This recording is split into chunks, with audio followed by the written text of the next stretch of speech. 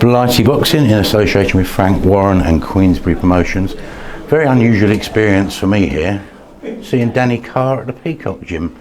Now I did notice your last fight, but you had Martin and Ray and Andre in the corner. Yeah. So when did this sort of connection come about, apart from the Fisher amateur days, I guess, isn't it? Exactly. Ray obviously was my main amateur coach with Steve, and when I got the title shot for Southern Area, I kind of wanted, obviously a lot happened with Charlie Wynn, who was a member of the Fisher, same as iBox. I kind of wanted everyone who trained with Charlie to be involved in that title fight. So I went back to Fisher. Because Eddie was there as well, wasn't he? Yeah, Eddie obviously trained Char as well. Ray took him through his amateur career, and Steve Iser, the amateur coach. I was doing a day down at the Fisher and 4 days here with Ray. So I just had everyone involved with it who was with us both really. So that's nice. I mean, I suppose the fight was, like you said, against Lewis Adams, I suppose the emotion attached to it with Charlie, it's just made it that much more special, isn't it? Yeah, definitely. I've always said the first goal as a pro was just to win the Southern Area anyway. I wanted to do that, and just that, I mean, I wasn't going to let anyone take that away from me that day. I just kept pushing and pushing until the end. Encouraging signs, Charlie, at the moment, isn't there? He's been improving from sort of since he's moved into the new place in Tunbridge. He's slowly progressing. Obviously, COVID's probably slowed things down a little bit because not many people have been able to go and see him and stuff. But hopefully, once this all passes, it will start picking back up again. From what you know, I mean, obviously, the stated goal for Charlie and his wife was to get him home. Yeah. How much do you know of how close he is to potentially doing that? I'm not too sure with that, to be honest. Whereas obviously we've had this COVID experience, it's sort of pushed things a little bit further away. I've not really been able to go and see or know too much about it. But he's getting more active on social media, though. Isn't he? He opened an account, didn't he, on Twitter? He's on Twitter, yeah. That's good. He's putting a little bit of stuff out there. He's definitely obviously there were stages where he couldn't do anything, and now he's obviously on his phone and stuff. So yeah, there's obviously progression there. And he's got a strong mind, so I'm sure he'll get there. So tell me, obviously very familiar with seeing you at the iBox over the years. Yep. Did you sort of that transition into the gyms that you just said, a bit of the Fisher, a bit of the Peacock? Yep. How did that sort of, apart from what you just said, how did that come about professionally rather than sort of like the Charlie thing? I mean, I wanted to.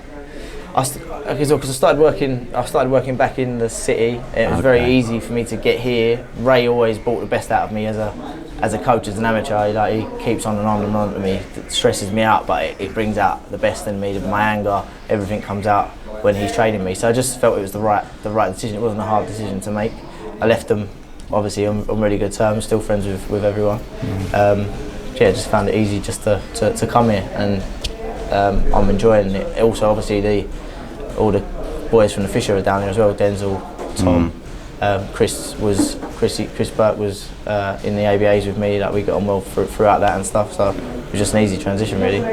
Your boxing journey, obviously at the iBox, seemed to be quite different to the norm in that it was punctuated by you starting up catering businesses, moving yourself off to Dubai. Yeah. So you never really kind of knew whether you were on it properly or whether it was a sideline with your business interests. And that sort of thing. Every time my boxing career is what it is. I've got other goals and aspirations. I knew I could win the Southern Area title by doing everything that I do. I knew I could do that. I always knew I could do that, and I've wanted to. I didn't leave school with any good grades, or I can go and get a good job in sales, but that's not what I want to build something for myself. I'm creative. I like to build brands and then go with ideas, and I just fitted that in around my boxing. Now I've built it into a position where it brings me money in, and I haven't got to work 5 days a week. I work on a 2 days a week basis. I do a little bit of PT in to tide me over, and now I've got a lot more time to train. Are you still knocking up a mean chicken and broccoli? Definitely, mate. Yeah, it's lovely. The food's come on the levels since we started it. It's been a great journey with the. You actually personally drive it around, don't you? I do now, yeah. We've got the new Athlete's Kitchen van and that, so I just ping that around now. We was using DPD before, going all around the country, but they're a little bit of a headache in the end. So I restarted the company. I finished it in December, and then we relaunched it when COVID started. Because I lost my chef, a few things happened. I just needed to reset it, and now we're just flying again, which is nice. Great stuff. Now then, you got the title. So what's next on the cards for you?